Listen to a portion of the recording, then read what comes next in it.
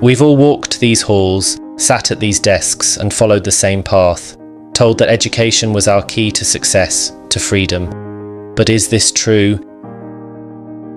History remembers them as pioneers, heroes who gave the world education, who built a system to uplift society. But did they? Or was there something else in their design? Something far more deliberate? The story begins in a place you might not expect. Prussia, a militaristic kingdom driven by one goal, to mould its citizens into obedient soldiers and unquestioning workers. This was a society that didn't just want educated citizens, it wanted controlled ones. But this was just the beginning. As the smoke of industry began to rise across Europe and America, powerful figures saw opportunity, not just in factories but in the minds of the people. From the battlefields of Prussia to the sprawling factories of the Industrial Revolution, a new system was born. A system of hidden motives, masked by the guise of education, yet its real purpose was far more sinister. But why? Why would an authoritarian regime care so much about education? Because the truth is, this system wasn't designed to inspire creative minds. It was designed to create obedient ones. The purpose wasn't to educate, it was to control. So, this is the story of the education system, how it came into existence, how it spread across nations, and how it evolved to become more affordable, more accessible, and more public.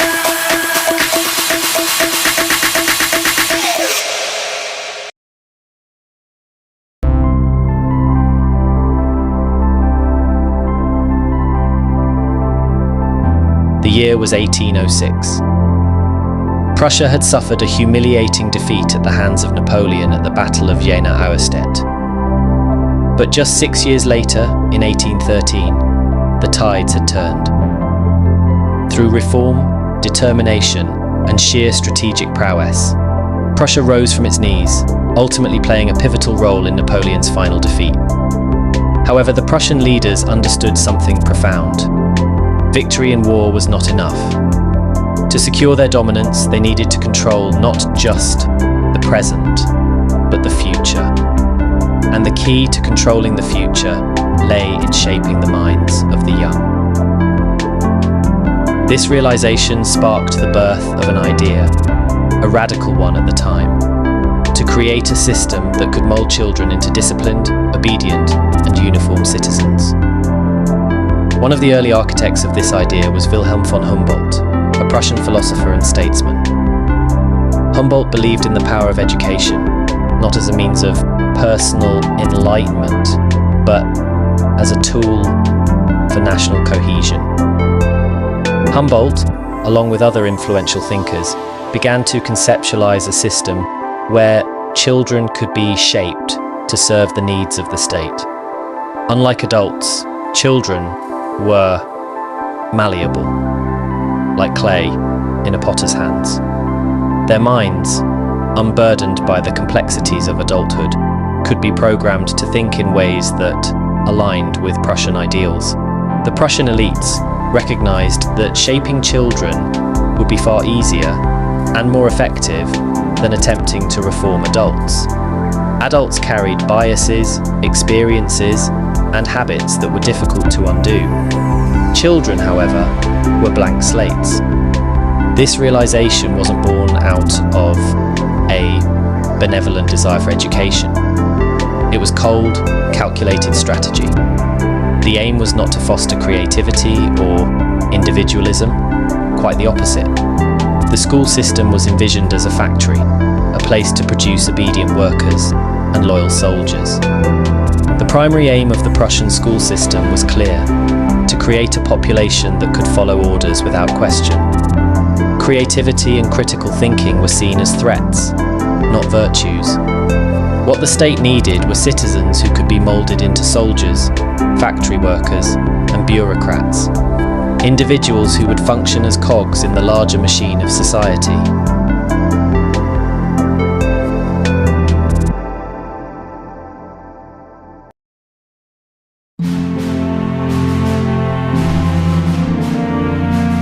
With the idea of a structured school system firmly planted, Prussia moved swiftly to turn theory into reality. This led to the establishment of the first state-run schools, a pivotal moment in modern education history. These schools were designed to create a disciplined and skilled population, a necessity for a country eager to solidify its power. The Prussian government wasted no time. The first schools were built under state supervision, and for the first time, education was made compulsory for children. A groundbreaking 8-year system was introduced, which divided students into structured levels based on age and skill. The curriculum was meticulously designed to serve the needs of the state. Students learned basic literacy and numeracy, along with a heavy focus on obedience, punctuality, and respect for authority. History lessons glorified Prussia's achievements, while civics instilled loyalty to the monarchy and the military. Prussia's education wasn't just academic, it was strategic.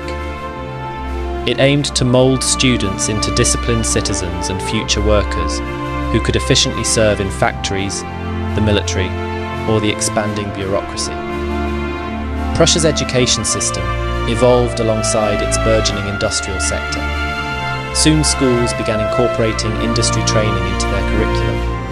Children were taught the basics of machinery, production lines, and time management, skills directly transferable to factories. This integration of industry and education ensured that graduates were not only obedient, but also highly functional in industrial settings. The system became a perfect tool for feeding the workforce demands of an industrializing nation. Schools were no longer places for intellectual exploration, but training grounds for the economy. The success of the Prussian school system did not go unnoticed. By the 1830s, educators and reformers from around the world began to take note.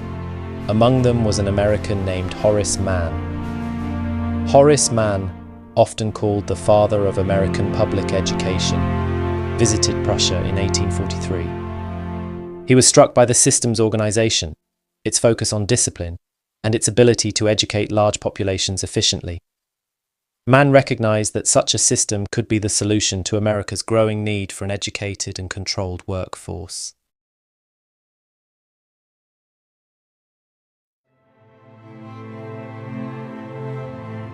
In 1843, Horace Mann returned to the United States, inspired by what he had witnessed in Prussia. Mann was convinced that America needed a similar system of free, compulsory education to build a disciplined, skilled, and unified population. Through his efforts, Massachusetts passed the first compulsory school attendance law, requiring children to attend school. Soon, other states followed, and public schooling began to spread across the nation. In the mid-19th century, the rapid industrialization of America created an urgent need for an educated workforce. Factories needed workers who could follow instructions, read basic manuals, and perform simple calculations.